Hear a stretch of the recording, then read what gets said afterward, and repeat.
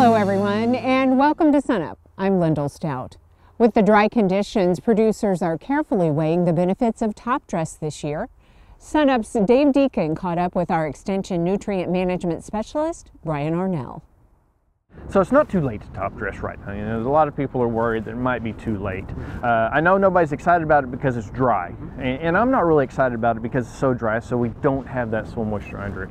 But if we talk about timing, at least, we're not too late. At this point in the stage, the wheat has not used that much nitrogen, and it won't until we start getting rains. But if we start getting rains around hollow stem and jointing as it starts going forward, we still have an opportunity to make a crop. So what we got to look at now is, how do we want to manage that nitrogen if we don't have anything on? There's two scenarios. One, if you've got too much ground to cover by yourself, if you still apply your own nitrogen but it takes a long time for you to get all your acres, or if you have somebody else apply. You know, a lot of the applicators out there may take 30 to 40 days to cover all the acres that they're responsible for. So if that's the case for you, you need to be making decisions about what fields to apply, because we really need to be pulling the trigger right now on some of the fields at least. So I'd look at fields that have the best stand, the best potential at this point in time, and also that have the least amount on. If you haven't gotten anything on some of your best fields, let's go ahead and get something down. Now, source is going to matter. And in my preference, there's not the best case scenario because it's dry, but there's some preferences. And so if you're in a conventional till field, much like Magruder that we're standing in right now with not a lot of residue, my preference is liquid streamed on. So UAN, urea ammonium nitrate, streamed on so that you can get that liquid onto the soil particle and held on. My fear is with a dry fertilizer on conventional till is that while it's okay when there's no soil moisture, no humidity, if we don't get a rain and we just have some mist and dews, we'll have more losses in the dry than we would the liquid.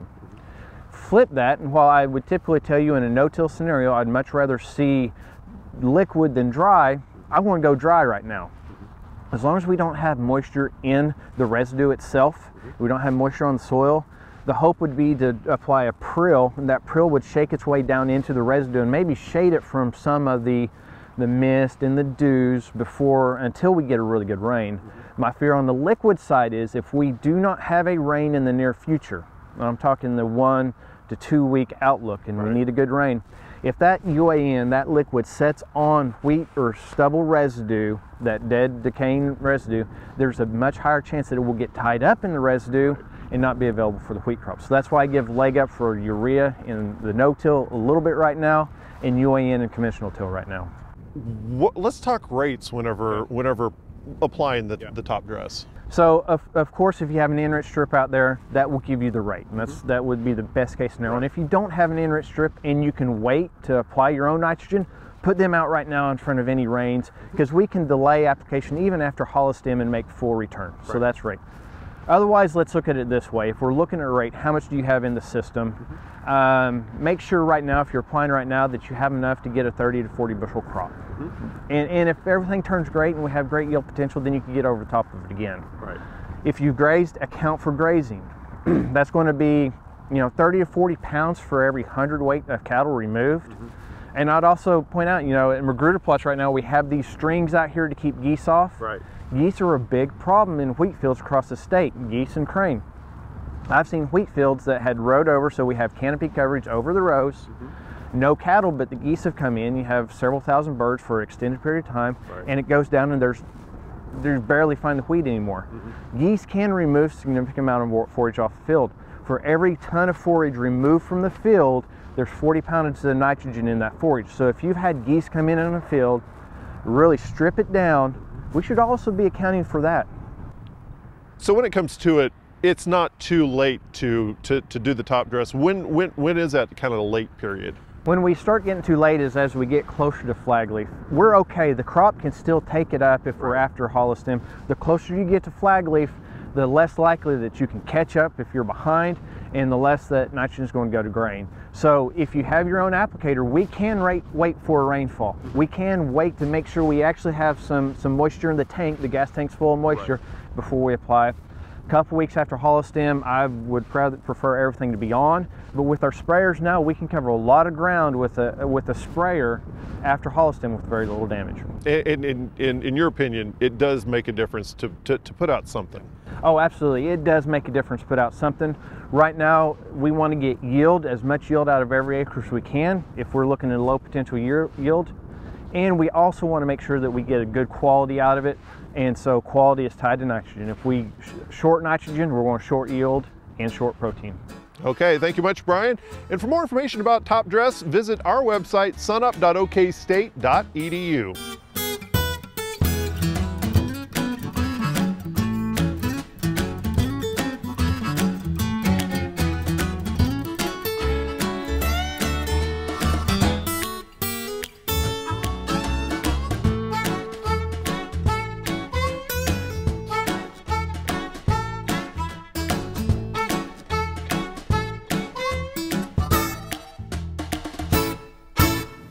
I'm Al Sutherland with your Mesonet weather report. We finally have rain chances in the forecast. We're hoping these forecasted rains will be enough to help us pull back from drought a little. The fire risk returned this week with 80-degree temperatures. Wednesday afternoon at 4 p.m., 12 Mesonet sites had reached the 80s.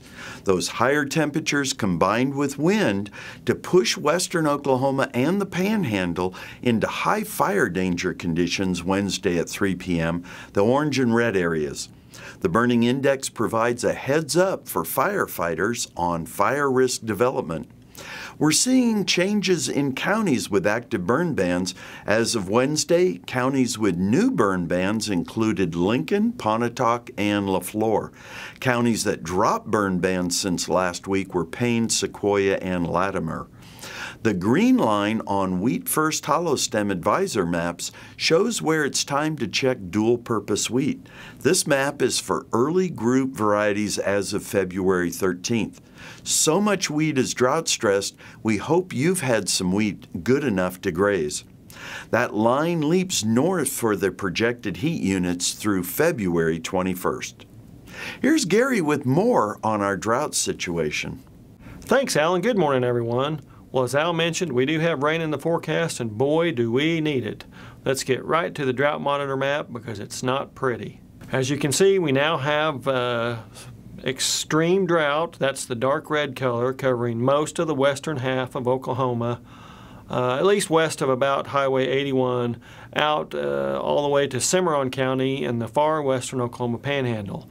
Now, we do have a little bit of extreme drought as well. That's the next to the worst category on the drought monitor. Only exceptional drought is worse, and that's also located down to the southeast of Oklahoma City. The rest of the state is covered in severe to moderate drought. Those are the two lighter tan and brown colors. So the entire state is now engulfed in drought. Not a good situation whatsoever. Probably the worst drought coverage we've seen in the state since spring of 2013, maybe 2015. But anyway, those aren't two months you really want to be comparing yourself to. Now, the dryness goes back all the way to early October. So if we look at the 120-day rainfall map, we do miss a couple of weeks of that October period. But at least from October 17th, we see still lots of goose eggs out there across western Oklahoma. We do have some decent rainfall across far southeastern Oklahoma, but as we move to the departure from normal rainfall map from the Mesonet for that same time frame, we see that that is still woefully below normal, from 4 to 6 inches in that area, and in the Panhandle, they are down from 2 to 4 inches. So everybody in the state is down anywhere from 2 to sometimes more than 6 inches. So Al said it best. We have forecasts for rain, and we need those desperately. We're going to be praying for those. At this point, that's really all we got left, is to pray for that rain and hope we get something and alleviate these drought conditions. That's it for this week. We'll see you next week on the Mesonet Weather Report.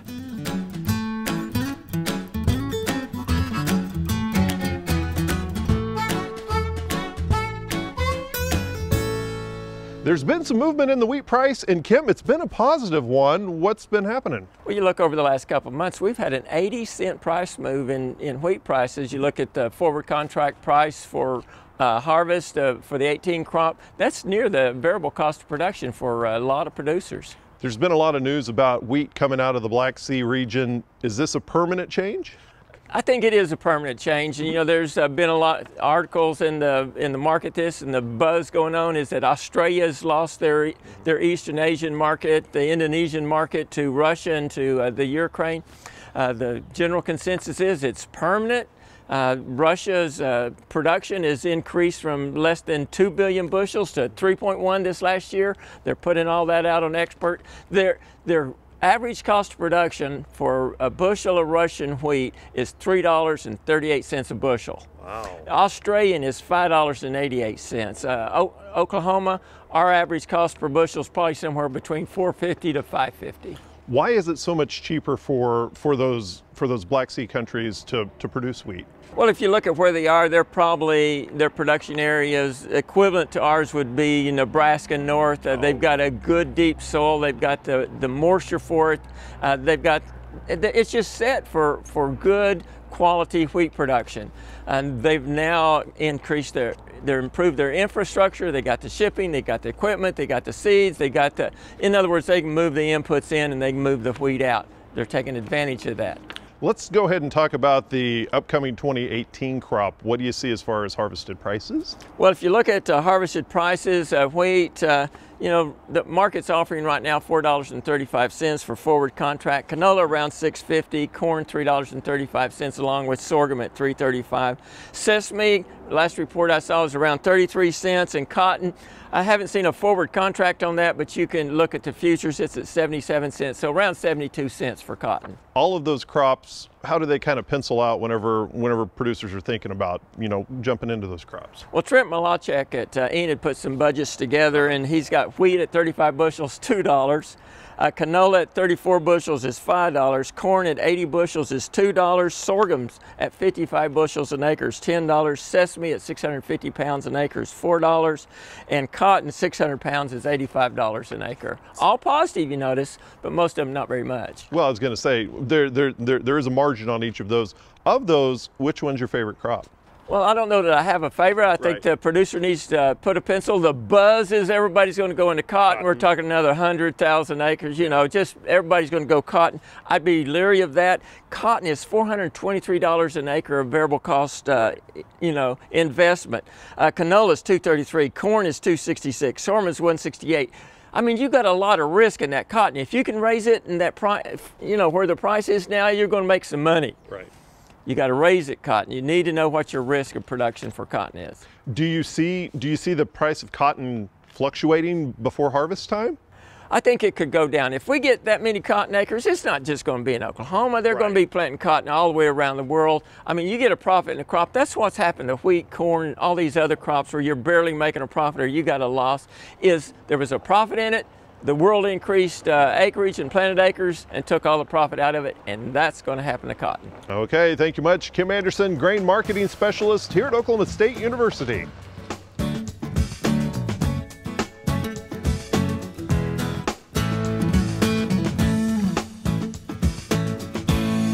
Maybe it's just me and my advancing age, or maybe it's the number of times that I've heard the weatherman talk about Arctic fronts or Arctic cold blasts hitting the state of Oklahoma this winter, that it seems to be a bit cooler or colder than recent winters that we've had. Well, that brings about a question that we used to receive nearly every winter, and that was, what is the impact of temperature on birth weights of baby calves? It's hard to do that research because it's very difficult, of course, to have it be cold in one end of the pasture while it's moderate in another end of the pasture to make that comparison. The next best thing was done at the University of Nebraska's North Platte Experiment Station back in the 90s, where they compared birth weights of calves born to about 400 two-year-old heifers, and this was done over a 3-year period of time. And what they compared it to was the average temperature that was recorded during the 3 months before calving began. basically the 3 months of December, January, and February. Most of their calves were coming in March and April. They compared the high and the low temperature of each day during those 3 years. And they basically averaged those two numbers to get the average temperature for each individual day. Well, to make a long story short, what they found was that one of the years, the average temperature was 11 degrees higher than one of the other of the 2 years. In the year that the average temperature was higher or warmer, the birth weights of the calves was 11 pounds lower on the average. And this is perhaps the only data set that I know of that looks at the effect of cold on birth weights of calves. Here at Oklahoma State University, we have compared fall birth weights with spring birth weights on a number of occasions. And generally what we find is that the difference is about 5 pounds, with the heavier calves coming in the springtime after gestation taking place during cold weather. And in all of these cases, both at North Platte, Nebraska and here at Oklahoma State University, they tried to make the genetics as similar as possible by using artificial insemination and using the same bulls to sire those calves. I think what we learned from these two experiments is that it looks like there is a difference based on ambient temperature, average temperature going through the gestation period, especially the last third of gestation, having an effect on birth weight of calves. And so if after this calving season and you do the checks on the birth weights of your calves and you find them just a little bit heavier than you expected, I'm not sure I would totally blame the genetics of the bull, but rather the colder temperatures that we seem to experience during this part of the winter season right before calving takes place. I hope this gives you a little better understanding of what can happen, the effects of weather on birth weights of calves, and we certainly look forward to visiting with you again next week on SUNUP's Cow-Calf Corner.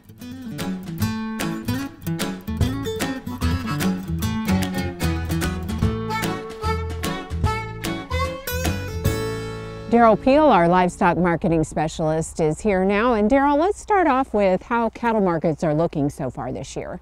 You know, we're looking pretty good so far this year. We came out of 2017 with some momentum, some strength in these markets, and by and large we're holding that pretty well in terms of fed cattle markets, feeder cattle markets, kind of across the board. Box beef markets are holding pretty well, so we're off to a good start this year. With that in mind, what are some of the major market factors you're advising producers to keep an eye on moving forward? Well, I think the biggest factors that can affect cattle markets, at least in terms of a shock, would be things that would come from the outside. And one of the big ones, of course, that we continue to watch would be trade policy. We've still got a lot of uncertainty that's hanging over the market a bit about what's going to happen with NAFTA. And then, you know, more immediately, the drought conditions that we see right now in the southern plains, we really have to keep an eye on them going forward. They could become a significant market impact and certainly could very much be a large management impact. In terms of management, what do you advise for producers for planning in the months ahead? Well, I think the key right now is to start some planning. You know, we've got lots of time to fix this thing if it should turn around and start raining. We're really not trying to grow any forage for another 60, 80 days or a little bit longer. But at the same time, you need to make plans now about what happens if it doesn't. The meteorological conditions look like this is going to persist for a while. Even if it does turn around going into summer, it may cause us to miss out on some of our early forage growth. So we need to make those plans now. Hopefully we won't need them, but you know, start thinking about what your resources are in terms of feed, what kinds of alternatives you might have available to you if you need additional feed resources, and then you know, ultimately you have to think about the contingency for perhaps having to liquidate some animals if this thing stays severe enough long enough. So the key then is to really map out those contingency plans. It really is. You need to, you know, determine a couple things. One is sort of what alternatives do you have available in terms of the resources available, alternatives for acquiring additional resources if you need them. Perhaps most importantly is if you get into a situation where something has to give, figure out a timeline for when those decisions have to be made. I think typically producers get in the most trouble in a drought when they just delay and delay, and then you get to a point where you really don't have any alternatives. Definitely. Derrell, thanks a lot. We'll see you again soon.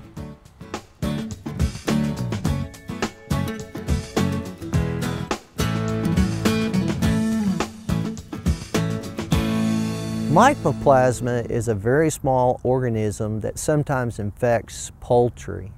There are several different species of this organism. They typically cause respiratory infections, but occasionally you will see some joint infections with this disease. Now, this disease is transferred from one bird to the other in one or two ways. We have what we call horizontal transmission, which is from bird to bird. This is usually accomplished when one bird that is infected through its nasal secretions or ocular secretions contaminates another bird. Another way that this can occur is in indirect transmission, and this occurs when an owner maybe contaminates himself by going to some poultry auction or some other poultry farm and then brings that organism back into his flock by not practicing good biosecurity.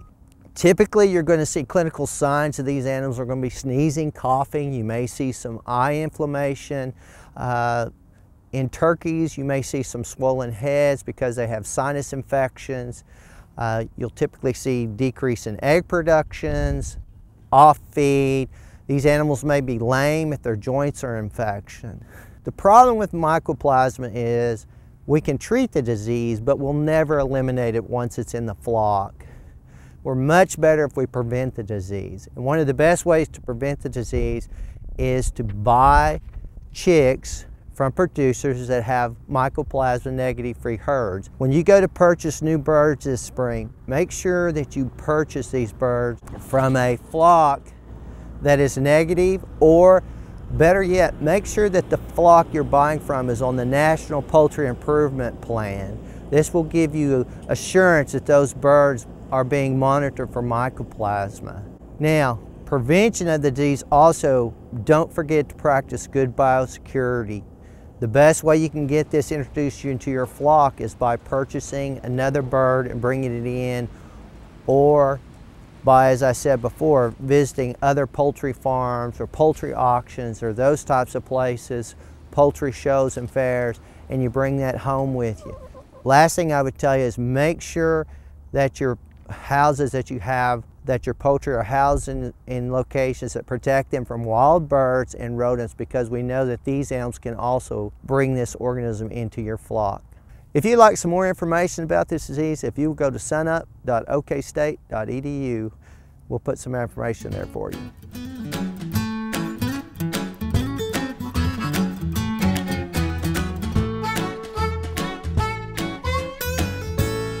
Finally today, from a traditional growing system rooted in soil to one rooted in rocks and water, SUNUP's Curtis Hare takes us to Noble County to learn more. Out on the Hard Rock Ranch in Noble County, chickens and cattle are the main focus of Bud Patterson's production. But inside this homemade greenhouse is a project that sprouted into a major player on Bud's ranch. The type of plants that we have here is just typically like you find in a regular garden. We have tomatoes and peppers and broccoli and one thing that does not grow well in here, we found in it for ours, is squash. While Bud's greenhouse garden is impressive, so is the system that makes the plants grow. Aquaponics is the ability to use fish and plants. It's all a closed loop system. Aquaponics works by feeding the fish and then using their waste to fertilize the plants. With reusable materials and a how-to video on YouTube, Bud and his daughter built the system in just one day. There's no soil or anything in here, no weeds. It's all just gravel, or you can use river rock. Basically, you have a aquarium pump that's down, like you put on an aquarium, that is down here on the bottom, and this pumps the water up into this top here. This is a water holding system, and then if you can see that right there, it comes out into here, and these three barrels are connected, and it raises the water level up to about right here on all three barrels. And then this is just a pop bottle. Once it reaches this level, that water starts coming in. It fills this pop bottle up. This lowers this, and it's just a bathroom, like you have on a toilet, a flapper. and it just pops it, boom, opens it, the water all drains out, feeds your plants. Once that gets down, drains down to the level, and it repeats its cycle, fills back up. Bud's system is a little more on the complex side. But the great thing about aquaponics is that it can be extremely complicated or super simple like something I have in my house. Oklahoma State University floriculture professor Bruce Dunn says that aquaponics is really for everyone. So as far as these systems, there's ones out there that you can purchase for thousands of dollars, or you can build very simple systems, very small scale systems that will feed a family. You just have a jar, and at the bottom you could have a betta fish, and at the very top then you have some kind of basil or lettuce growing in that system, or it could be a little bit more complex from that. These can be set up in the city, these can be set up rural, these can be set up on rooftops if it's strong enough to hold the weight of the water. The other good thing is this saves a lot on, instead of having to make a trip every 2 or 3 days to the grocery store, we make a trip once every 3 weeks. Which gives Bud more time to spend on his ranch. In Noble County, I'm Curtis Herrick. That'll do it for us this week. Remember, you can find us anytime at sunup.okstate.edu and also follow us on YouTube and social media. I'm Lyndall Stout. Have a great week, everyone, and remember, Oklahoma agriculture starts at sunup.